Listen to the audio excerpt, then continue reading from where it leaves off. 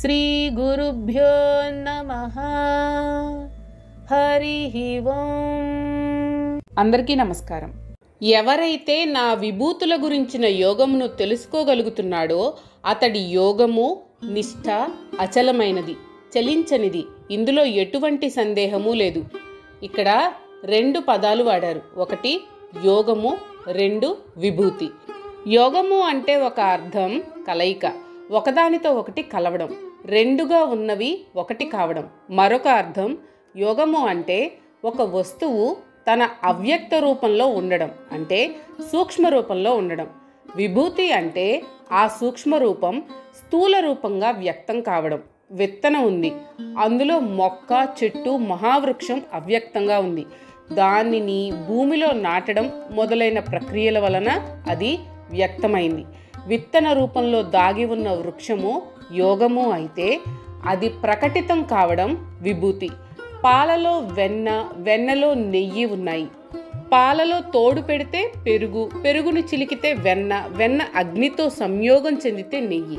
ఇలా కొన్ని మార్పుల వలన అవి ప్రకటితమవుతున్నాయి. ఎక్కడో అమ్మాయి, మరొక చోట అబ్బాయి, వారిద్దరిని వివాహము అనే బంధం కలుపుతుంది.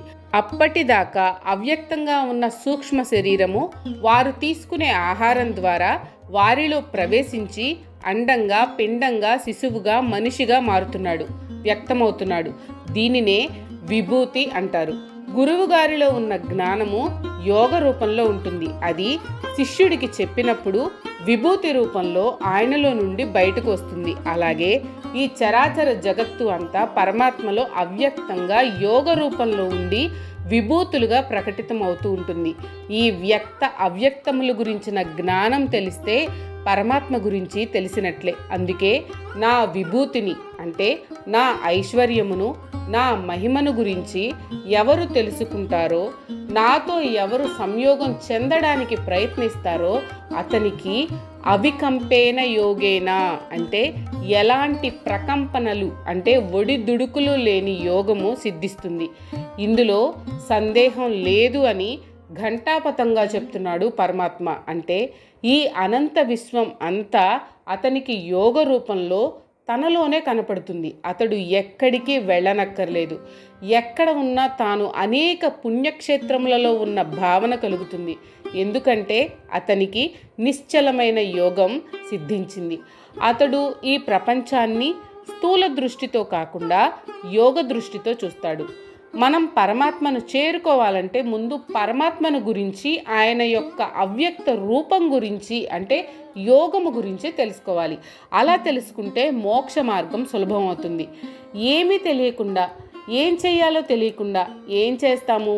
ఆ విషయమే ఇక్కడ చెప్తున్నాడు పరమాత్మ. పరమాత్మ యొక్క మహిమను, ఐశ్వర్యాన్ని, ఈ జగత్తు ఎలా ఆవిర్భవించింది అనే విషయాన్ని ఎవరైతే తెలుసుకుంటారో అతడికి నిశ్చలమైన యోగము, ధ్యానము, నిష్ఠ అలవడతాయి. అతడికి జ్ఞానం సిద్ధిస్తుంది. అహం బ్రహ్మాస్మి అనే స్థితికి చేరుకుంటాడు. ఇందులో సందేహం లేదు అని పరమాత్మ స్పష్టం చేశాడు. ఓ అర్జున, నేనే ఈ సకల జగత్తు ఉత్పత్తికి కారకుడను. ఈ సకల జగత్తు నా వలననే నడుస్తూ ఉంటుంది. ఈ విషయం తెలుసుకున్న సాధకుడు నా యందు భక్తిభావంతో నన్నే పూజిస్తాడు. అసలు మనం పరమాత్మను గురించి ఎందుకు తెలుసుకోవాలి? ఆయనతో మనకేం పని అని కొంతమంది అనవచ్చు. భౌతికవాదులు ఇలా ఆలోచిస్తూ ఉంటారు. ఇది ఎలా ఉంటుంది అంటే, తల్లి తండ్రి వారి సుఖం కోరి కలుసుకున్నారు. వారికి నేను పుట్టాను, వారితో నాకేం పని? వేళకు అన్నం పెట్టడానికి అమ్మ, అడిగినప్పుడల్లా డబ్బులు ఇవ్వడానికి నాన్న, తర్వాత వాళ్లతో నాకేం పని లేదు, వృద్ధాశ్రమానికి పంపేద్దాం. ఇది నేటి ధోరణి. అలాగే కోరిన కోరికలు తీర్చడానికి, నివేదన కాగానే ప్రసాదం పెట్టడానికి దేవుడు, దేవాలయాలు. కోరిన కోరికలు తీరితే మరలా దేవాలయం, కోరికలు తీరకపోతే మరొక దేవుడు, అది కాకపోతే నాస్తికత్వం. ఇది నేటి ధోరణి. దానికి సమాధానంగా ఈ విషయాన్ని చెప్పాడు పరమాత్మ. ఈ సమస్త జగత్తు పుట్టడానికి కారణం నేనే. నాలో నుండి జగత్తు ఆవిర్భవించింది. ఆవిర్భవించిన తర్వాత నేనే దానిని నడిపిస్తున్నాను. ఆఖరుకు నాలోనే లయం చేసుకుంటాను అని అన్నాడు. మనలో చాలామంది దైవం మీద భక్తి కలిగి ఉంటారు, కానీ భగవంతుని మీద ఏకాగ్ర భక్తి, శ్రద్ధ, నిష్ఠ కలిగిన వారు కొద్దిమందే ఉంటారు. అటువంటి వారికి ఏకాగ్ర భక్తి, నిష్ఠ ఎలా కలుగుతుంది అంటే పరమాత్మను గురించి క్షుణ్ణంగా తెలుసుకున్న తర్వాత కలుగుతుంది. లేకపోతే దేవుడు అంటే మనం కోరుకున్న కోరికలు తీర్చేవాడుగానే మనకు తెలుస్తుంది. కాబట్టి ఈ జగత్తుకంతటికీ మూలాధారం పరమాత్మ. ఆయనే ఈ జగత్తును సృష్టించి, పెంచి, పోషించి లయం చేస్తున్నాడు. మనం నిమిత్త మాత్రులం అని తెలుసుకోవాలి. అప్పుడే పరమాత్మ మీద అచంచలమైన భక్తి, ఏకాగ్రమైన భక్తి, శ్రద్ధ కలుగుతాయి. అందుకే భావ సమన్వితాహ అంటే భగవంతుని గురించిన భావముతో నిండి ఉండాలి అని. మరొక భావన, మరొక ఆలోచన ఉండకూడదు. అటువంటి వారికి భగవంతుడు సులభంగా ప్రాప్తిస్తాడు. ఈనాటి శాస్త్రజ్ఞులు కూడా ఇదే చెప్తున్నారు.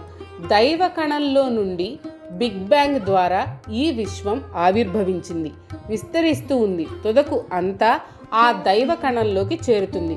ఈ దైవ కణాన్ని మనం దేవుడు, పరమాత్మ అని అంటున్నాం. శాస్త్రజ్ఞులు ఈ దైవకణం ఏమిటా అని ఎడతెగని పరిశోధనలు జరుపుతున్నారు, కానీ అంతు చిక్కడం లేదు. అలాగే మనం కూడా పరమాత్మ గురించి తెలుసుకోవాలని, పరమాత్మ మీద భక్తి కలిగి ఉండాలని భగవద్గీతలో కృష్ణుడు చెప్తున్నాడు. మరొక విషయం కూడా ఆలోచించండి. ఈ విశ్వం అంతా పరమాణువుల మయం. ఈ విశ్వంలో మనం అందరం ఉన్నాం. మన శరీరాలు కూడా పరమాణువులమయమే.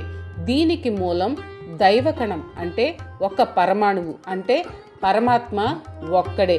మన శరీరం, సమస్త విశ్వం దైవకణాలతో నిండి ఉన్నప్పుడు ఆ పరమాత్మ ఈ సమస్త జీవరాశులలో ఆత్మస్వరూపంగా ఉన్నాడు అన్నమాట సబబే కదా. ఆలోచించండి. నాయందే చిత్తము నిలిపిన వారు, నా మీదనే ప్రాణములు నిలుపుకొని ఉన్నవారు, ఇద్దరూ ఒక చోట చేరితే నా గురించే మాట్లాడుకునేవారు, బోధించుకునేవారు, అటువంటి వారు అనునిత్యం తృప్తిగా జీవితం గడుపుతారు. వారి ఆనందానికి అవధులు లేవు. పరమాత్మ యందు అచంచలమైన భక్తి, శ్రద్ధ కలవారు ఎలా ఉంటారు, వారి అనుభూతులు ఎలా ఉంటాయి అని ఇక్కడ చెప్పాడు పరమాత్మ. సామాన్య మానవుల మనస్సు, బుద్ధి ఎప్పుడూ ప్రాపంచిక విషయములలో తిరుగాడుతూ ఉంటుంది. వారికి ఈ బాహ్య ప్రపంచమే స్వర్గతుల్యం. కానీ పరమాత్మయందు భక్తి కలిగిన వారి చిత్తము ఎల్లప్పుడూ పరమాత్మయందు లగ్నమై ఉంటుంది.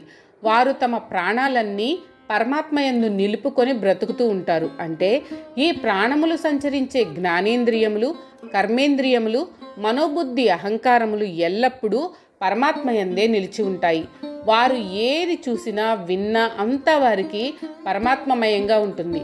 అటువంటి వారికి అశాశ్వతములైన ప్రాపంచిక విషయముల మీద ఆసక్తి ఉండదు. సాధారణంగా నలుగురు క్రికెట్ ప్రియులు కలిసినప్పుడు క్రికెట్ గురించే మాట్లాడుకుంటారు. ఎందుకంటే వారి మనసులు క్రికెట్ యందు లగ్నమై ఉంటాయి. అలాగే ఒక హీరో అభిమానులు ఒకచోట చేరితే ఆ హీరో సినిమాల గురించి, ఫైట్ల గురించి, పాటల గురించి చర్చించుకుంటారు. ఎందుకంటే వారి ప్రాణాలన్నీ ఆయన మీదనే పెట్టుకొని బ్రతుకుతూ ఉంటారు. కానీ పరమాత్మ యందే చిత్తము లగ్నం చేసి సకల ఇంద్రియములలో ఆయనను చూస్తూ, ఆయన గురించి వింటూ, ఆయన గురించి ఆలోచించేవారు వారు నలుగురు కలిసినప్పుడు వారు ఇతర విషయముల గురించి మాట్లాడుకోరు, పరమాత్మ గురించి మాట్లాడుకుంటారు. పరమాత్మ కథలను ఒకరికి ఒకరు చెప్పుకుంటారు, విన్న వాటిని మననం చేసుకుంటారు. ఎందుకంటే వారి మనస్సు ఎల్లప్పుడూ పరమాత్మ యందు లగ్నం అయి ఉంటుంది. వారు ఏది మాట్లాడినా, ఏది ఆలోచించినా, ఏది చేసినా దైవ సంబంధంగానే ఉంటుంది. వారి మనసులు ఎల్లప్పుడూ ఆనందంగా ఉంటాయి. వారు ఎల్లప్పుడూ తృప్తిగా జీవిస్తారు. వారి ఆనందానికి, సంతోషానికి అవధులుండవు. శోకము, దుఃఖము, కష్టము వారి దగ్గరకు రావడానికి భయపడతాయి. ఈ స్థితి రావడానికి కావలసిన అర్హత ఏమిటి అంటే, ఎవరైతే పరమాత్మయందు మనసు కలవారో, అంటే మనం ఇదివరకు చెప్పినట్లు మనసును ఆత్మలో నిలిపినవారు, నా మీదనే ప్రాణములు పెట్టుకున్నవారు ఈ విధంగా నన్ను పొందడానికి అర్హులు అని పరమాత్మ చెప్పాడు. సాధారణంగా సామాన్య జనులు ప్రపంచంలోని విషయాల మీద మనసుని లగ్నం చేస్తారు.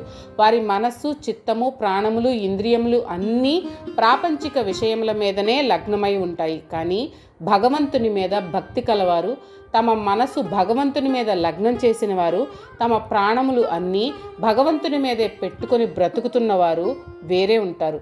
మన మనసంతా బయట కనపడే వస్తువుల మీద, వాటిని ఎలా పొందాలా అనే విషయాల మీద ఉంటుంది. ఎల్లప్పుడూ వాటి గురించే ఆలోచిస్తూ ఉంటుంది. కానీ భక్తులు, జ్ఞానులు భగవంతుని గురించే ఆలోచిస్తారు. ఆయన కథలు వినడంలో ఆసక్తి చూపుతారు. భగవంతుని కథలను ఒకరికి ఒకరు బోధించుకుంటూ ఉంటారు. పరమాత్మ విషయం తప్ప వారు ఇంక దేని గురించి మాట్లాడరు, చర్చించరు. ఈ విధంగా అభ్యాసం చేస్తే ఆఖరుకు వారు పరమాత్మలో లీనమవుతారు. పరమాత్మ విషయాలు కేవలం చదవడమా, వినడమా, ఏది మంచిది అనే విషయం గురించి ఇక్కడ వివరించారు. ఎవరికి వారు చదవడం కన్నా ఒకరికి ఒకరు బోధించుకోవడం మంచిది. ఒకరికి తెలియని విషయాలు మరొకరు చెప్పే వీలుంటుంది. అందరూ అన్ని విషయాలు తెలుసుకునే వీలుంది. ఇలా చేసినందువల్ల అన్ని విషయాలు మనకు తెలుసు అనే తృప్తి కలుగుతుంది. ఈ తృప్తి జీవితంలో కూడా అలవడుతుంది. ఇటువంటి వారు తమ ప్రాణములు అన్నీ పరమాత్మ యందే పెట్టుకొని ఆయన తోడిదే లోకంగా ఉంటారు. మనం సాధారణంగా నా ప్రాణాలన్నీ నీ మీదే పెట్టుకొని బ్రతుకుతున్నాను అని అనడం వింటూ ఉంటాం. మనం మన పిల్లల మీద, భార్యాభర్తలు ఒకరికి ఒకరి మీద ప్రాణాలు పెట్టుకుని బ్రతుకుతూ ఉంటారు. మరికొందరు ధనము, ఆస్తుల మీద ప్రాణాలు పెట్టుకుని ఉంటారు. మరికొంతమందికి పదవి మీద ప్రాణం. కానీ కొంతమంది మాత్రం మన అందరికీ తల్లి, తండ్రి, దైవము, అన్ని సంపదలు ఇచ్చినవాడు అయిన పరమాత్మ యందు ప్రాణాలు పెట్టుకొని బ్రతకడం ఆశ్చర్యం ఏముంది అంటే, దీని అర్థం ప్రాపంచిక విషయముల కన్నా మన అందరికీ భగవంతుని ఎడల నిశ్చయమైన భక్తి, శ్రద్ధ ఉండాలి. దీనిని పాటించిన వాడికి తృప్తి, సుఖం, ఆనందం అతని వెంటే ఉంటాయి. ఎల్లప్పుడూ నా యందు మనస్సును నిలిపి నన్ను ప్రీతితో భజిస్తారో అటువంటి వారికి నన్ను పొందగలిగే మార్గమైన బుద్ధియోగమును ఇస్తాను. ఇక్కడ బుద్ధియోగము అంటే జ్ఞానము, విచక్షణ జ్ఞానము, ఆత్మ అనాత్మ వివేకము, సత్య అసత్య విచారము అని అర్థం చేసుకోవచ్చు. అటువంటి బుద్ధియోగం మనకు పరమాత్మ ఇవ్వాలి అంటే ముందు చెప్పబడిన లక్షణాలు ఉండాలి. పరమాత్మ యందు ప్రాణాలు నిలుపుకొని ఆయననే పూజిస్తూ, ఆయననే భజిస్తూ, ఆయన గురించి మాట్లాడుకుంటూ, బోధించుకుంటూ, చర్చించుకుంటూ ఉంటే ఏమి వస్తుంది అంటే, బుద్ధియోగం దదామి అంటే మంచి బుద్ధిని అంటే జ్ఞానాన్ని ప్రసాదిస్తాను అని హామీ ఇస్తున్నాడు కృష్ణుడు. మనకు అంతకంటే కావాల్సింది ఏముంది? ఈ జ్ఞానయోగం ద్వారా మోక్షము పొందడానికి వీలుంది.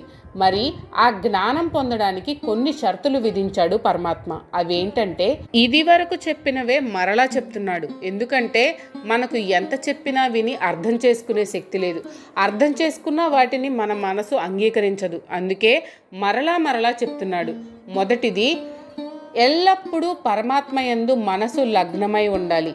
మరి సాకారంగానో నిరాకారంగానో పరమాత్మను ఎలా, ఎప్పుడు పూజించాలి అనే సందేహం వస్తుంది కదా.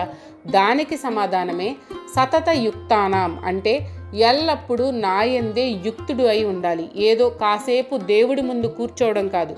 ఏ పని చేస్తున్నా మనస్సు మాత్రం పరమాత్మ యందు లగ్నమై ఉండాలి. తల్లి బిడ్డను ఉయ్యాలలో పడుకోపెట్టి నిద్రపుచ్చి ఇంటి పనులు చేసుకుంటూ ఉంటుంది. కానీ బిడ్డలో చిన్న కదలిక కలిగిన పరుగున ఉయ్యాల వద్దకు వస్తుంది. అంటే ఆమె ఏ పని చేస్తున్నా మనస్సు మాత్రం బిడ్డ మీదనే ఉంటుంది. అలాగే మనం కూడా మన దైనందిన కార్యక్రమములలో ఏ పని చేస్తున్నా మన మనస్సు మాత్రం భగవంతుని మీద లగ్నమై ఉంటే చాలు. ఎటువంటి అధర్మము, చేయకూడని పని చేయము. సముద్రంలో ఎన్నో అలలుంటాయి. అన్నింటికీ సముద్రమే మూలం. అలలు వస్తుంటాయి, పోతుంటాయి. అవన్నీ క్షణికములు. సముద్రము శాశ్వతం. అలాగే ఈ దేహములు అనిత్యములు. పరమాత్మ నిత్యము, శాశ్వతము, అవ్యయము. అందుకే మనం ఏ పని చేస్తున్నా నిరంతరం మన మనసు మాత్రం పరమాత్మ యందు లగ్నమై ఉండాలి. ఎన్ని జన్మలెత్తినా తుదకు చేరుకోవాల్సింది పరమాత్మ వద్దకే అనే జ్ఞానం కలిగి ఉండాలి. రెండవది, నా మీద ప్రేమతో, ప్రీతితో నన్ను భజించాలి. ఇక్కడ ప్రీతి అంటే ఇష్టము కాదు, భక్తి, శ్రద్ధ, ఏకాగ్రత, నిష్కామ భక్తి అని అర్థం చేసుకోవాలి. ఏవేవో కోరికలు మనసులో పెట్టుకుని అవి తీరుతాయో లేదో, ఈ దేవుడు నా కోరికలు తీరుస్తాడో లేదో అనే అనుమానంతో పూజలు చేయకూడదు. ఈ విగ్రహాలకు ఏమేం అలంకారాలు చేయాలి, ఏమేం నివేదనలు సమర్పించాలి అనే ధ్యాసతో పూజలు చేయకూడదు. నిర్మలమైన మనస్సుతో, ఏకాగ్రతతో, నిష్కామంగా, ప్రీతిపూర్వకంగా పూజించాలి. మరి దానికి ఫలితం ఏంటి అంటే, ఇటువంటి వానికి నేను బుద్ధిని, జ్ఞానాన్ని ప్రసాదిస్తాను. బుద్ధి అంటే ఏంటి? విచారణ, మంచి చెడు, సత్యము అసత్యము, ఆత్మ అనాత్మ వీటి గురించి విచారించేది బుద్ధి. ఆత్మ వేరు, శరీరము వేరు అని తెలియజెప్పేది బుద్ధి. ఈ బుద్ధి మనకు ఉంటే ఈ ప్రపంచంలో ఉన్న వస్తువులను, మనల్ని మోహంలో ముంచే వస్తువుల యొక్క వాస్తవ రూపములను తెలుసుకొని కావలసిన వాటిని తీసుకొని మిగిలినవి వదిలేస్తాం. అన్నీ నాకే కావాలి, అన్నీ నా వద్దనే ఉండాలి, ఎవరికి దక్కకూడదు అనే స్వార్థ బుద్ధి నశిస్తుంది. ఈ ప్రపంచంలో ఎన్నో కోట్ల మంది జీవులున్నా ఈ రకమైన బుద్ధి కలవారు చాలా తక్కువ. భగవంతుని మీద భక్తి, విశ్వాసం, ఏకాగ్రత, శ్రద్ధ ఉంటేనే ఈ బుద్ధి లభిస్తుంది. చాలామంది అంటుంటారు, మేము ప్రతిరోజు దేవుణ్ణి పూజిస్తుంటాము, దేవాలయాలకు వెళుతూ ఉంటాము, కానీ మాకు అటువంటి బుద్ధి ఎందుకు కలగడం లేదు అని అంటారు. మేము దేవుణ్ణి విగ్రహములలోనే చూస్తుంటాము, కానీ మాకు ఆత్మదృష్టి ఎప్పుడు కలుగుతుంది అని మరికొంతమంది అంటారు. సాకార ఉపాసన నుండి నిరాకార పూజ వైపు ఎప్పుడు వెళతామో అని మరికొందరు అంటారు. మేము ఏవేవో కోరికల కొరకు దేవాలయంలో ఉన్న విగ్రహములను పూజిస్తున్నాం, మరి మాకు మోక్షం ఎప్పుడు కలుగుతుంది అని మరికొందరి ప్రశ్న. దీనికంతటికి ఇదే సమాధానం. మీరు ఏ విధంగా పూజించినా, అంటే సాకారంగానో నిరాకారంగానో లేక వివిధ దేవతా రూపములతోనూ పూజించిన ఆ పూజలు ముందు కొనసాగించాలి. అంటే ఇది ప్రథమ స్థాయి. కానీ ఈ స్థాయిలో చేసే పూజలు భక్తి, శ్రద్ధ, ఏకాగ్రత, ప్రేమ వీటితో కూడుకొని ఉండాలి. ఈ సాకార పూజలతో తృప్తి చెందిన పరమాత్మ నిర్గుణోపాసన అంటే నిరాకారంగా పూజించే బుద్ధిని, జ్ఞానాన్ని ప్రసాదిస్తాడు. దాని ద్వారా మానవుడు మోక్ష మార్గమును చేరుకోగలడు. ఎప్పుడైతే జీవుడికి ఈ బుద్ధి, జ్ఞానము కలిగిందో అతని పూజలు నిరాకారుడైన పరమాత్మ వైపుకు మళ్ళుతాయి. ఇది ఎప్పుడు వస్తుందో తెలియదు. బుద్ధుడికి బోధి వృక్షం కింద జ్ఞానోదయం అయింది. అలాగే మనకు హఠాత్తుగా జ్ఞానం కలిగే అవకాశం ఉంది. ఈ సమయంలో భక్తి కావాలా, జ్ఞానం కావాలా, దేనిని కోరుకోవాలి అనే ప్రశ్న రాదు. ముందు అనన్య భక్తి, దాని వలన జ్ఞానం కలుగుతుంది. జ్ఞానం అంటే పరమాత్మ గురించిన జ్ఞానం. అవి శ్రవణం, మననం, నిధిధ్యాసనం వల్ల కలుగుతాయి. మంచి గురువు మనలను వెతుక్కుంటూ వస్తాడు, జ్ఞాన బోధ చేస్తాడు. కాబట్టి సాకార పూజ ప్రాథమిక స్థాయి. కానీ అక్కడే ఉండిపోకుండా సాకార పూజ నుండి నిరాకార పూజ వైపుకు మళ్ళాలి. దేవుని మీద భక్తి, శ్రద్ధ, ఏకాగ్రత కలగడానికే సాకార పూజ ఉపయోగిస్తుంది. ఈ విషయం తెలుసుకోవడమే విచక్షణ బుద్ధి. అందుకే భక్తితో నన్ను సాకారంగా పూజిస్తే నీకు అటువంటి బుద్ధిని, జ్ఞానమును ప్రసాదిస్తాను అని చెప్తున్నాడు పరమాత్మ. ఆ బుద్ధి ఎటువంటిది అంటే ఏన మాం ఉపయంతి, అంటే ఆ బుద్ధి యోగము వలన నన్ను చేరుకోవచ్చు, ఈ జనన మరణ చక్రము నుండి విముక్తి పొందవచ్చు అని కృష్ణుడు పరమాత్మను చేరుకోవడానికి ఉపయోగపడే బుద్ధి యోగమును తానే ఇస్తాను, దానికోసం ఎక్కడెక్కడో తిరగనవసరం లేదు, వెదకనవసరం లేదు అని నొక్కి చెప్తున్నాడు. ఇక బుద్ధి యోగమును ప్రసాదించిన తర్వాత అటువంటి భక్తుల మీద దయ చూపడానికి నేను వారి మనసులలో నిలిచి ఉంటాను, వారిలో జ్ఞాన జ్యోతిని వెలిగిస్తాను. నేను ప్రసాదించిన జ్ఞాన ప్రకాశముతో వారిలో ఉన్న అజ్ఞానము అనే చీకటిని నశింపచేస్తాను. ఇక్కడ పరమాత్మకు తన భక్తుల ఎడల ఉన్న ప్రేమ, కరుణ, వాత్సల్యం స్పష్టంగా తెలుస్తూ ఉంది. బుద్ధి యోగం ఇచ్చాను, నీ ఇష్టమని వదిలేయకుండా మన మనసులలో నిలిచి మనలో జ్ఞానజ్యోతిని వెలిగించి ఆ జ్ఞానజ్యోతి ప్రకాశంలో మనలో ఉన్న అజ్ఞానము అనే చీకటిని అంతమొందిస్తాను అని కూడా మనకు అభయం ఇస్తున్నాడు. ఏ భక్తుడికైనా ఇంతకన్నా కావాల్సింది ఏముంటుంది? కృష్ణుడు ప్రేమతో, భక్తితో, ఏకాగ్రతతో నన్ను సేవించే వారికి బుద్ధి జ్ఞానం ప్రసాదిస్తాను అని అన్నాడు. ఆ బుద్ధి జ్ఞానము మానవునికి ఎందుకు ఉపయోగపడతాయో విశదం చేస్తున్నాడు. భగవంతుని సాక్షాత్కారం కావాలంటే, శాశ్వత ఆనందము, శాంతి కావాలంటే ముందు బుద్ధి జ్ఞానము అవసరం. దాని వలన ఆత్మతత్వ విచారణ అలవడుతుంది. కటిక చీకటిలో చిన్న దీపం వెలిగించిన ఆ చీకటి పూర్తిగా తొలగిపోతుంది. అలాగే అజ్ఞానం అనే అంధకారంలో కొట్టుకుంటున్న మనకు జ్ఞానము, బుద్ధి అనే చిన్ని దీపము మన చీకటిని తొలగిస్తుంది. మనము పెట్టే దీపం కొద్ది దూరం మాత్రమే చీకటిని పోగొడుతుంది. కానీ ఈ జ్ఞాన దీపము మనలో ఉన్న అజ్ఞానము అనే అంధకారమును పూర్తిగా తొలగిస్తుంది. అజ్ఞానం పోతే మోహం పోతుంది, అహంకారం పోతుంది, కోపం పోతుంది, నిజాన్ని నిజంగానే చూసే విచక్షణ అలవడుతుంది. మరి ఈ బుద్ధి జ్ఞానం ఒకరు ఇచ్చేది కాదు, ఆ భగవంతుడే ఇవ్వాలి.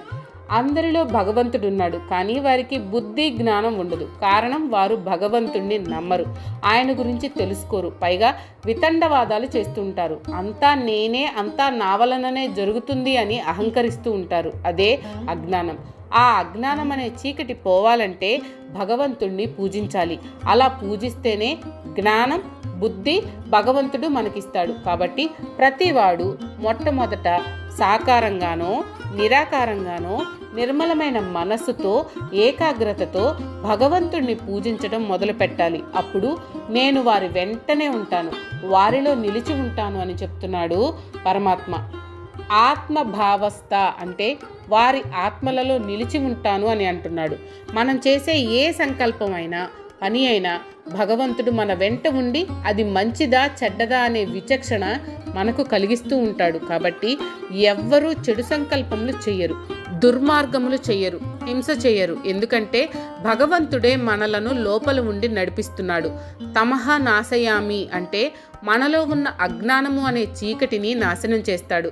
మనం చేయాల్సిందల్లా ఆయనను నిష్కల్మషమైన మనస్సుతో పూజించడం, ఆరాధించడం, భజించడం, సేవించడం, ధ్యానించడం. మిగిలింది ఆయన చూసుకుంటాడు.